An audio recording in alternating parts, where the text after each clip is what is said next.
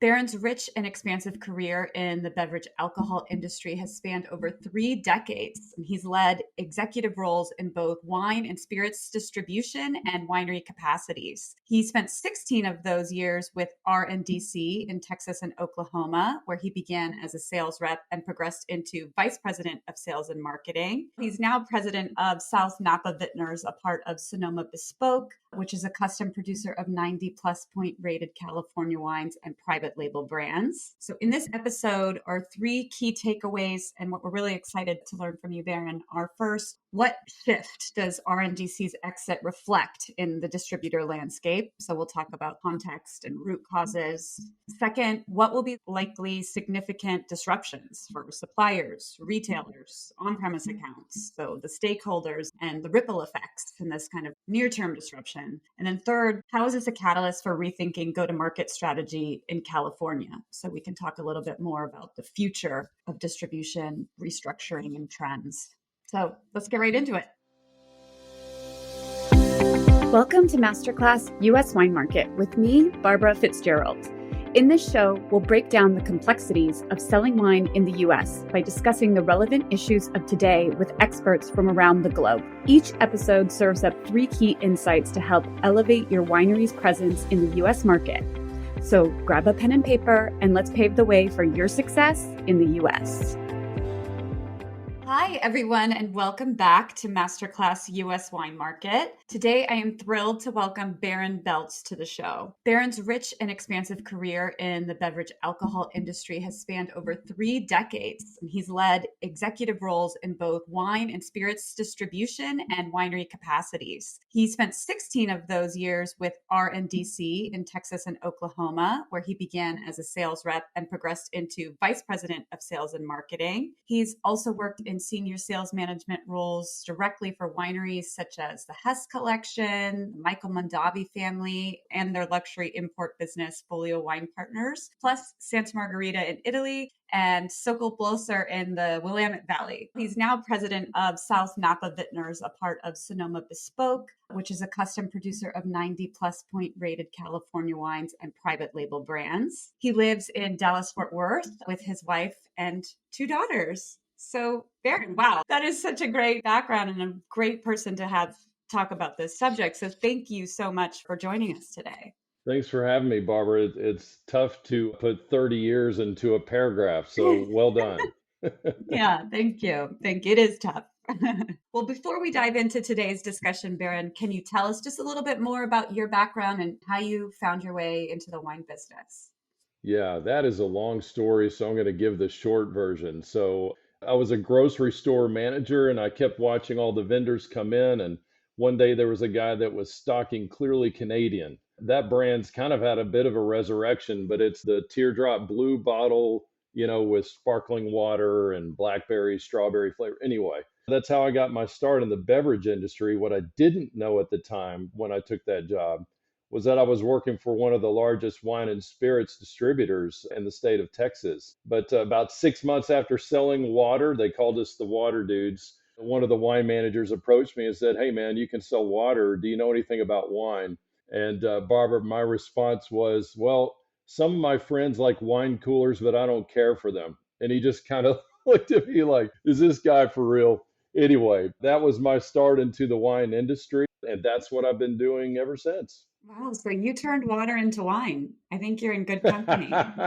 Right? Yeah, there's a great parallel there for sure. But, from that point, I spent about equal time both in distribution and on the supplier side. So, unique credentials from the standpoint that I understand this business from both sides of the industry because I've spent so much time in both capacities. So I love this business, but more than anything, I love the people in this business. That's what keeps me going day after day. And you got to like the product. I couldn't sell widgets. So yeah, it's a good fit. Yeah, but here, the people of the wine industry make it so special. Absolutely. Well, as you mentioned, and as we discussed just with your background, you've spent so much time on the sales and distribution side of things. It's also time with RNDC specifically. So We're just a few days out from their announcement of closing all operations in the state of California. So you're going to help us kind of break that down today, understand what the larger implications of this are. So in this episode are three key takeaways, and what we're really excited to learn from you, Barron, are first, what shift does RNDC's exit reflect in the distributor landscape? So we'll talk about context and root causes. Second, what will be likely significant disruptions for suppliers, retailers, on-premise accounts, so the stakeholders and the ripple effects in this kind of near-term disruption? And then third, how is this a catalyst for rethinking go-to-market strategy in California? So we can talk a little bit more about the future of distribution, restructuring, and trends. So let's get right into it. Yeah, let's do it. So like I said, we're going to start first with kind of context and the root causes. So give us the big picture. What are the major factors that brought RNDC to the point of exiting California? Yeah, I think, if I may start with a little bit of history just to kind of paint, the background and, then how we ended up to today. So, in 2011, that's when RNDC had partnered with Young's Market Company in Arizona. And later that became a partnership between Young's Market Company and RNDC, which essentially expanded them throughout the West Coast. So California, Oregon, Washington, Hawaii, and several other markets as well. RNDC was a managing partner, within that joint venture, but that's how they ended up getting into, the West Coast, if you will. They were largely a very strong presence, especially built out of the state of Texas, then began to build more regionally into the Midwest, and then also into Florida. So they had been expanding quite rapidly, especially over the last several years. Just a couple examples of that, like, in August of 21, they moved into Illinois. And then in that same year, they also moved into 5 new control states as well. Then in the very next year in 22, they moved into Alaska and New York. They purchased another distributor in Alaska. Then the next year in 23, they moved into Arkansas by purchasing a distributor there. So as you can see, there was a very quick and rapid expansion that was happening, with RNDC. And from an outsider's perspective during that time, it appeared to me that what RNDC was trying to do, and at a very rapid pace, was to catch up to number one, which, as you know, is Southern Glazers. That national footprint that Southern Glazers has had and continues to grow even to today, that seemed to be the major goal for RNDC, was continue to expand and not be a distant second when it comes to especially the footprint, but moreover the size and just the sheer revenue between those two companies. So, it seems to me that with that expansion, it became more and more difficult for RNDC to continue to execute at the highest level. And California became especially problematic when Breakthrough moved into California in January of 23.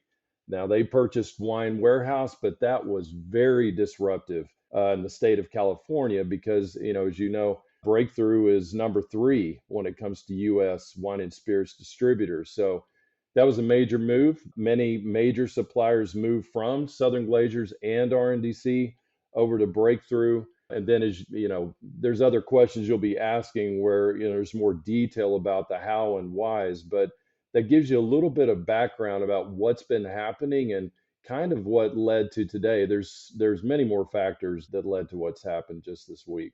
Well, you were telling the story of kind of years of consolidation, M&A. So what do you think this signals? Is this a breaking point in this consolidation model, or is this kind of just specific to RNDC that their strategy went awry?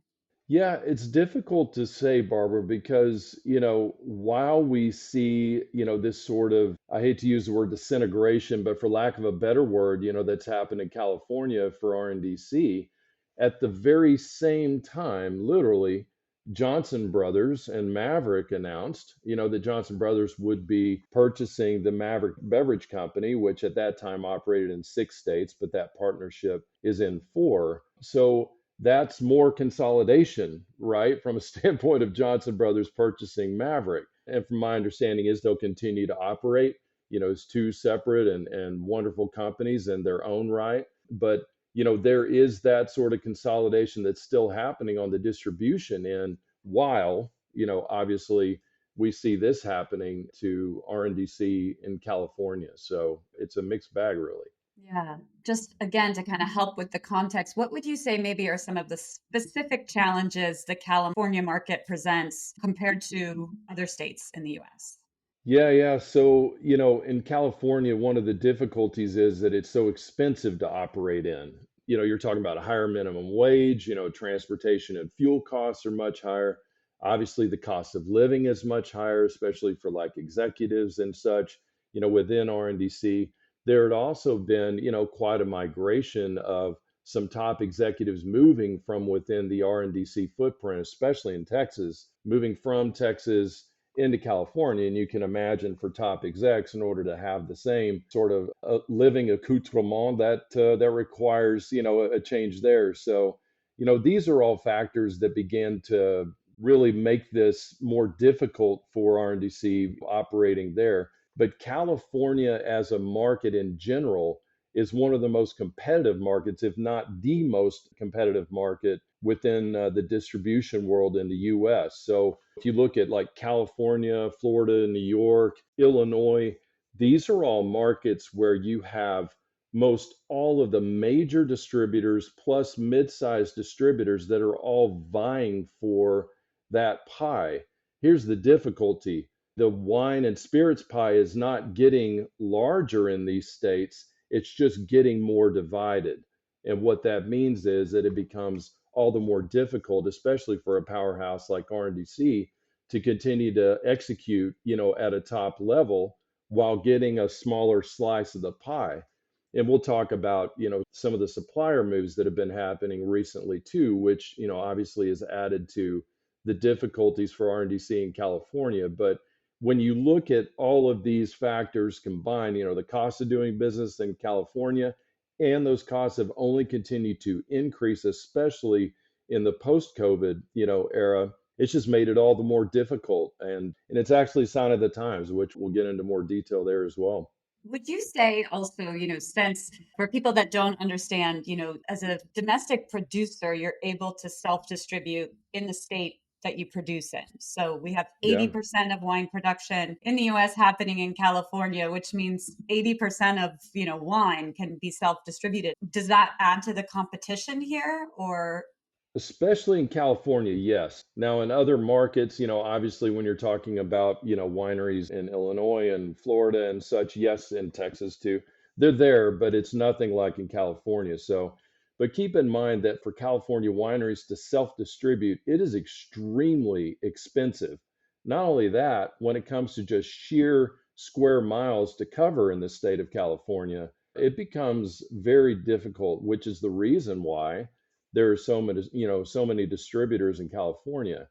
But in markets like California, New York, Illinois, again, Florida as well, what you're looking at there is such a splintering because unlike other markets, say for instance in Texas, where you have major distributors, in California, you have all those major distributors plus most of the notable mid-sized distributors, but add to that importers, like Winebow, that actually self distribute their own portfolios in places like California, as well as representing other wineries and distilleries too. So, California is especially difficult and is the most competitive market in the US, without a doubt.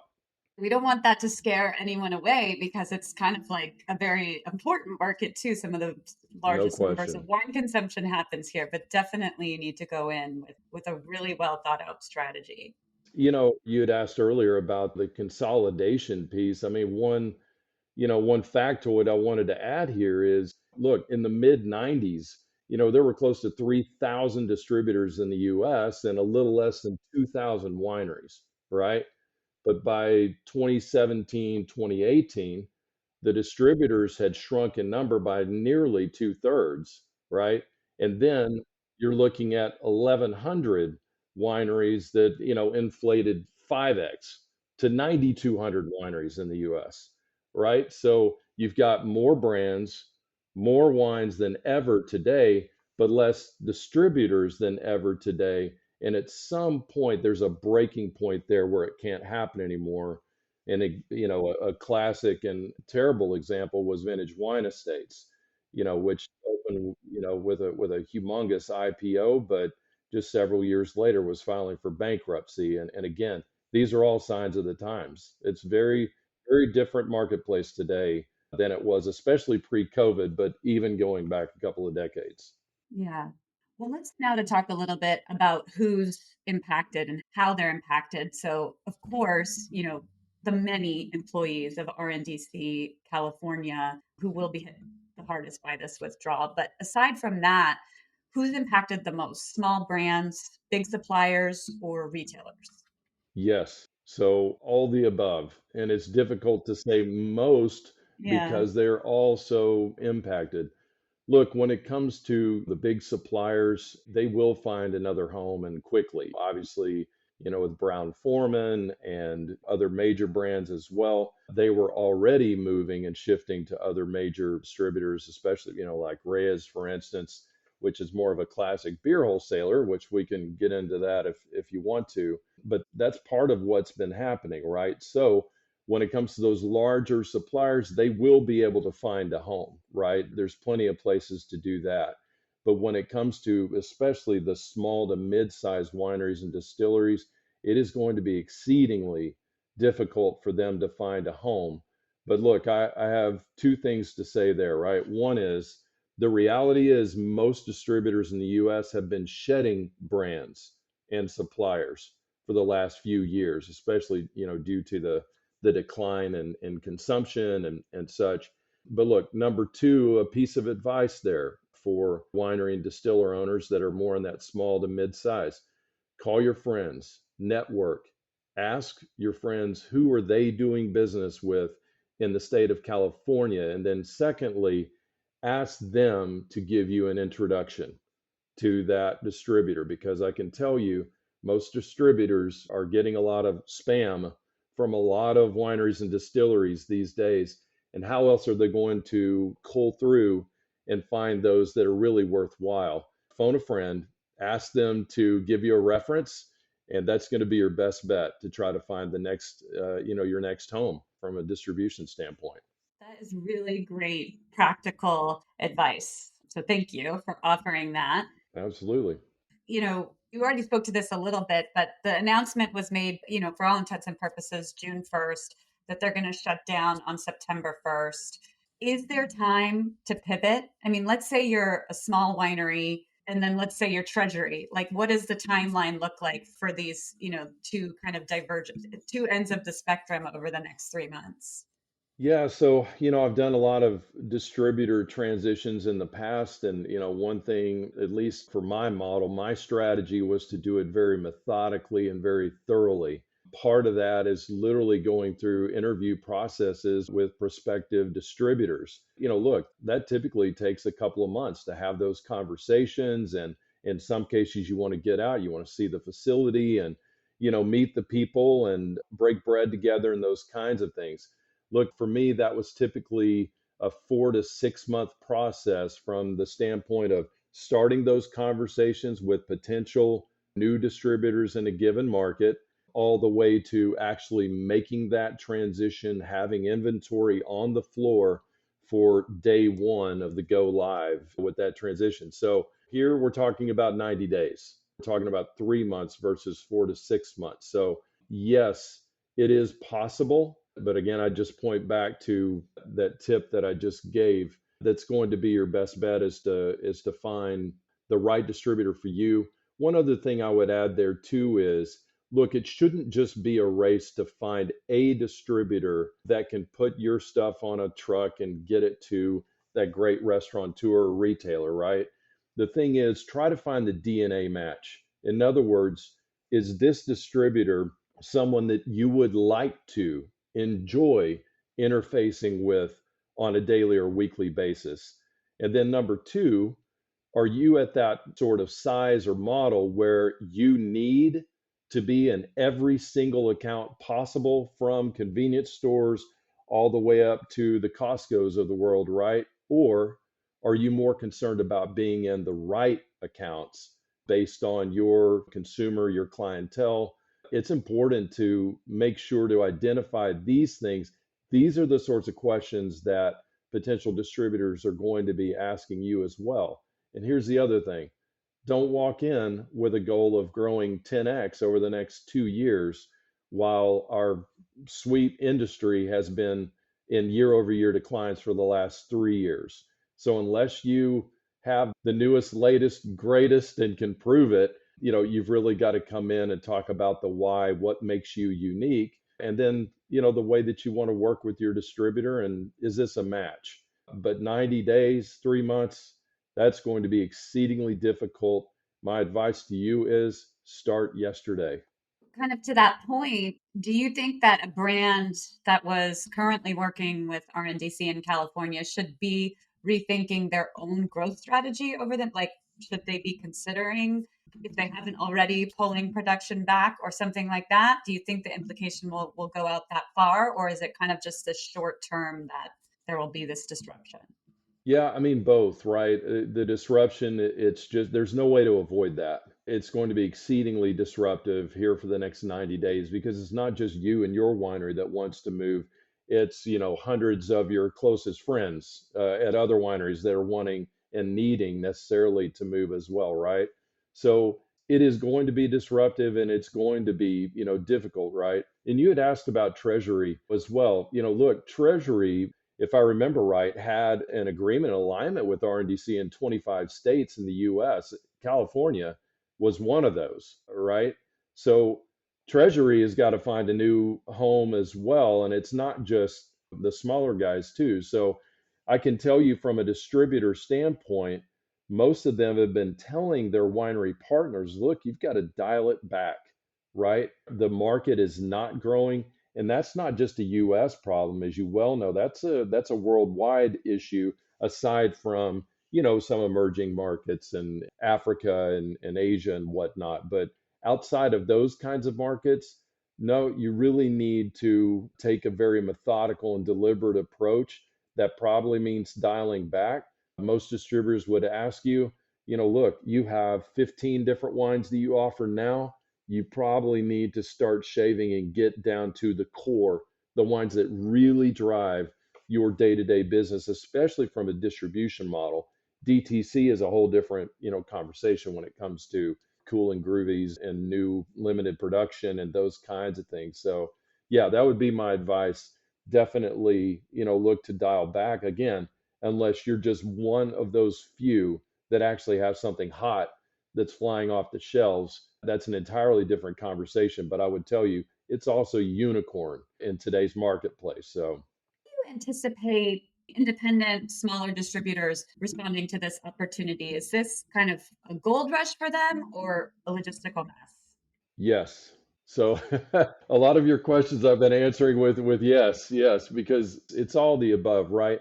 I mean, look, with the smaller distributors, it is a wonderful opportunity for them to, for instance, maybe it's to fill some of the gaps in their own portfolio, right?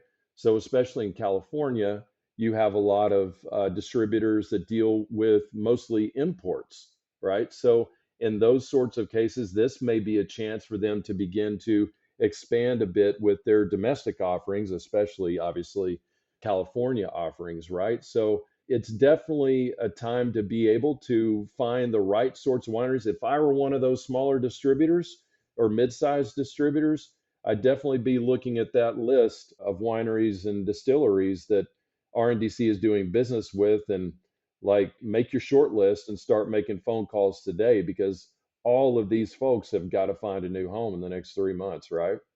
Yeah, another great piece of practical advice, like get your call list going. Make sure you know the brands that you're calling, right? Because they're probably in Right. a huge state of stress and chaos right now. So show up and be somebody who can help them navigate that. No doubt. Trust me, they are looking for those phone calls. Those wineries and distillers, they're looking for those phone calls. So for sure. Yeah. And what about pricing and availability in California? Do you think this will be affected in the short term? Yeah, I mean, it's already being affected, right? So we're already starting to see discounting that's happening because there are just large amounts of inventory. And whether, unfortunately, that was grapes just hanging on the vine that never got harvested, into obviously the bulk wine market where there's more wine in bulk than probably ever in history, right? The reality is that there has got to be a necessary downsizing when it comes. You've heard about literally thousands of acres of vineyards being pulled not only in California but in many markets, especially France and other major producers as well. So this is affecting everybody, right? It's a difficult time, and people have got to find a way to survive, and that includes distributors. So take the right steps to do so and be methodical about it, right? But number one, survive.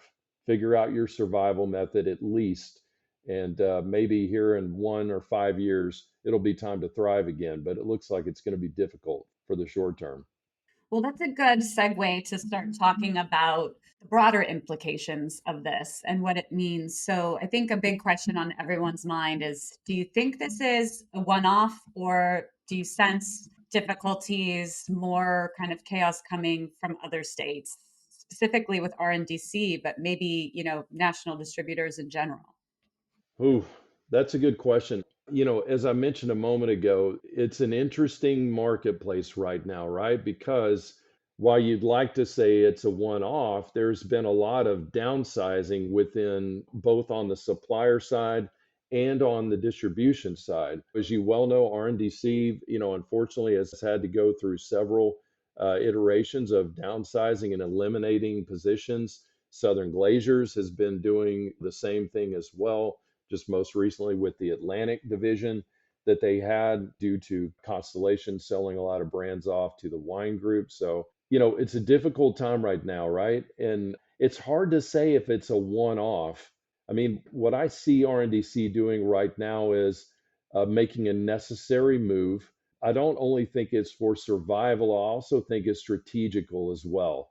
So, in other words, they're not going to go hide in a dark closet somewhere. No, I think what RNDC is going to do is move, especially those financial resources that they've been using in California, move those to some of their states where they're more entrenched, and in some cases potentially double down and start to execute at a higher level than maybe over the last few years, where every distributor's had difficulty with execution. So, like you said, more of a national picture.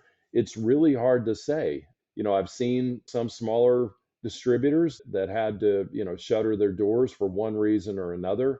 We've also seen again, with Johnson Brothers and Maverick, where there was more consolidation on that end. So really a mixed bag. But I think more than anything, it's going to be dynamic right now. I think there's going to be a lot of both happening, both on the supply side and on the distributor side as well.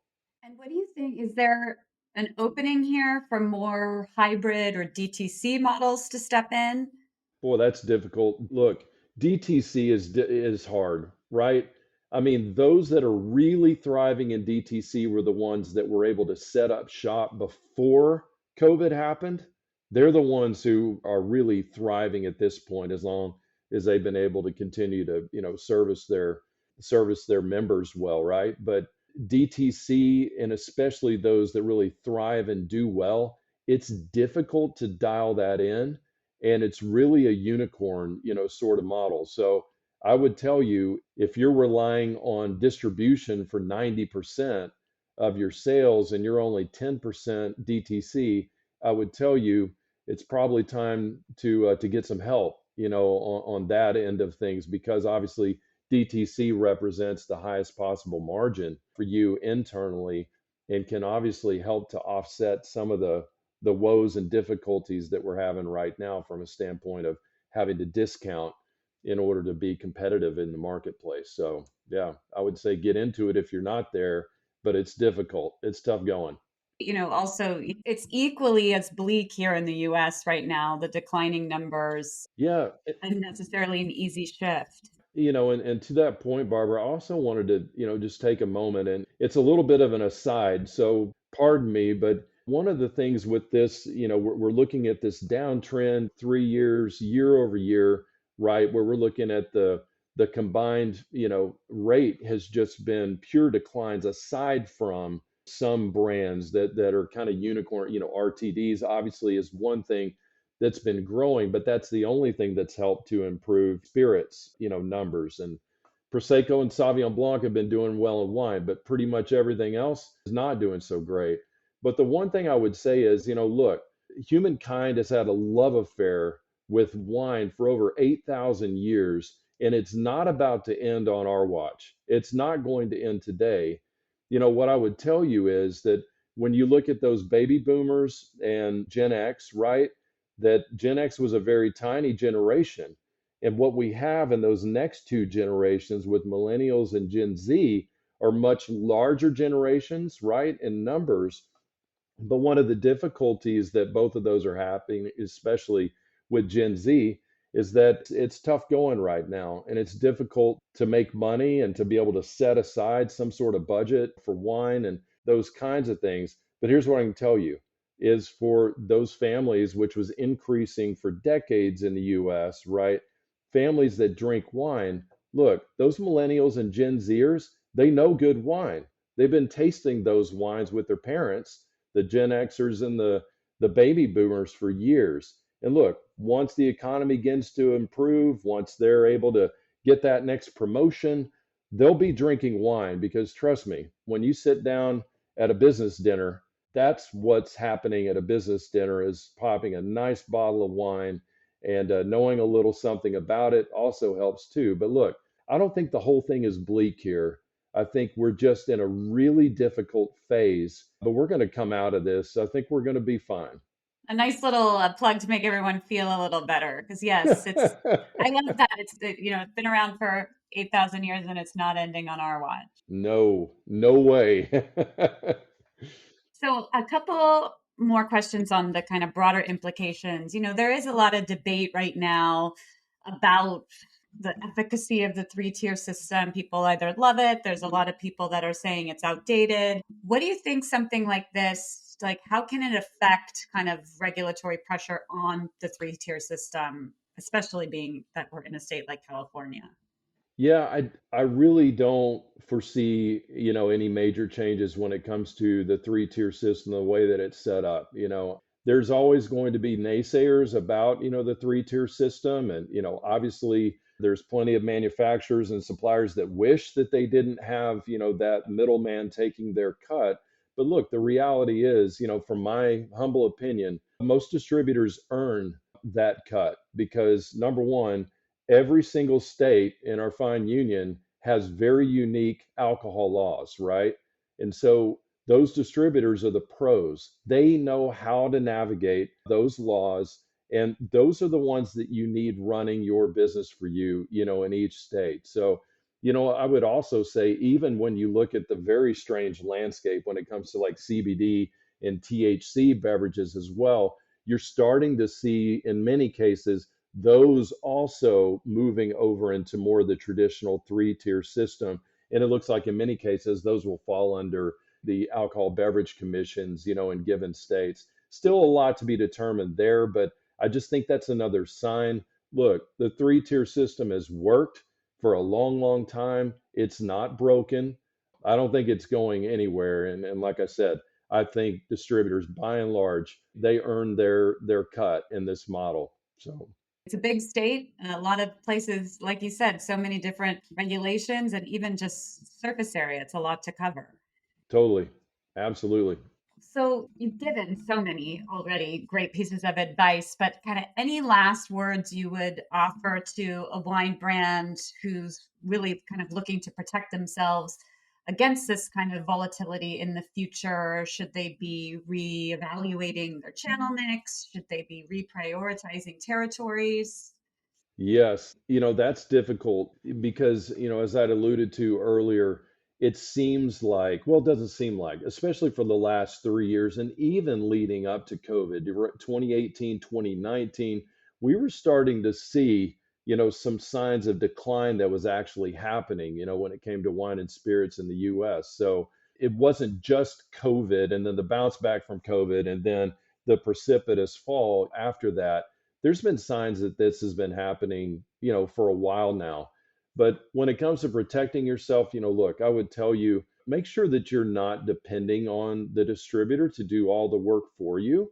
It's very important for you to, a dear friend used to say, Barron, we just need your shoe leather on the streets, in Texas or Florida or wherever it may be.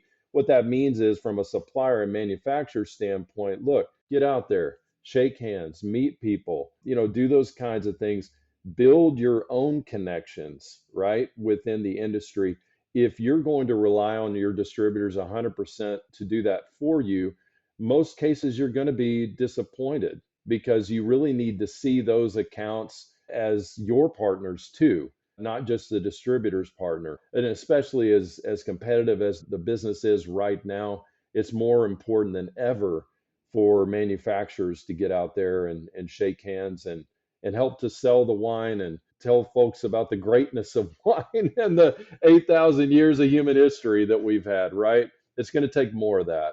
Yes. Well, that is, again, a fantastic piece of advice. So I think it's a good point for us to kind of start to wrap it up a little bit. And we here on Masterclass US Wine Market like to wrap up with a rapid fire quiz where we ask our guests 3 questions to help our listeners better understand the US wine market. So if you could answer I'm ready. as quickly as you can. And maybe it's kind of more of what you already said just now, but what is your number 1 tip for mastering the US wine market? I would say go narrow and go deep. The idea is, don't just try to expand, more markets, et cetera, right? There is that small percentage suppliers who can do that, who are built out for that. But I would tell you, when you enter a new market as a supplier or manufacturer, make sure you're doing it right, make sure you're doing it well, and that you've established your business, your core business there before moving on and spreading out your own resources. So go narrow, but go deep. Yeah, I love that. Targeted engagement is the way to enter the US market. Yeah. Yep. Okay. Number 2, what is something you would have told your younger professional self about selling wine in the US? Well, it's a little bit different answer to the question itself, but I would say, just as a wine leader, a wine manager, for so many years, I would just say to others that are maybe moving from that sales rep to that first level management position, what you're not going to do is to create 5 or 6 clones of yourself. You need to find the skill sets that are best within each of your team members and look for ways to make that work for them. And sure, you can continue to enhance other skills and experiences, right? I was trying to make a bunch of Barons, and look, thank God there's only one of me out there. So that would be the piece of advice there. Oh, spoken like a true leader. That's true for any industry. Good advice. Okay, number 3, we do a lot of moving around in the wine industry. You even just said that suppliers need to get out there and shake hands. So what is your number 1 travel hack when doing market work? It doesn't have to be anything wine related, just something practical. It's kind of 3 things for me. So, one is eat light, get more sleep, and then align with the time zone. So there's your travel hacks. Perfect. I have a friend who, when she gets on a plane to travel, she doesn't eat anything from the moment that she gets on the plane until she arrives, because she says that just helps her body set. So I think, yeah, there's other people that subscribe to that philosophy. Yeah, I haven't tried that one. I don't know that I could give that a go. I'm a food lover, so Me too. It goes hand in hand with wine. So, totally, no question. well, Farron, this has been so fantastic. Thank you. You've been so generous with your time and your expertise. How can our listeners get in touch with you? Yeah, so LinkedIn is probably the easiest way to do that. So I'm not a big social media guy. My daughters continue to tell me, Dad, come on, but look, LinkedIn is enough for me. There's plenty going on there. So look me up, Barron Beltz, and you'll find me. Fantastic. Well, thank you again for joining us on Masterclass US Wine Market. I hope I get to see you in California sometime in the future. We will, no doubt. It's a small world we live in, especially in the wine world. So it's been a pleasure to meet you, Barbara. And look, I wish everyone out there the best. Hang in there, especially for those folks at RNDC California. I just want to mention, in closing that this is not a time to cheer about, the competition failing or something along those lines. Look, the reality is most of these wonderful folks at RNDC California are going to be working with you side by side, whether you're a supplier or another distributor in the state of California. So look, cheer them on, extend a helping hand, help them to network, help them to meet people and to find that next great gig. Trust me, that's what they need. That's what this industry needs. We need to pull together more than ever right now. So let's make it happen. As Robert Mondavi told us, a rising tide lifts all ships. You got it. The master. Well, thank you again, Barron. Hope to see you soon. Thanks, Barbara. Cheers. Bye-bye. Bye. And that's a wrap for this episode of Masterclass US Wine Market. Thank you so much for joining us. If you enjoyed this episode and want to stay up to date with the latest industry trends, remember to like, follow, and share our podcast. And if you find value in our conversations, please leave us a review to help others discover the show and grow our community. Stay tuned for new episodes every Monday. Until then, brindiamo il vostro successo.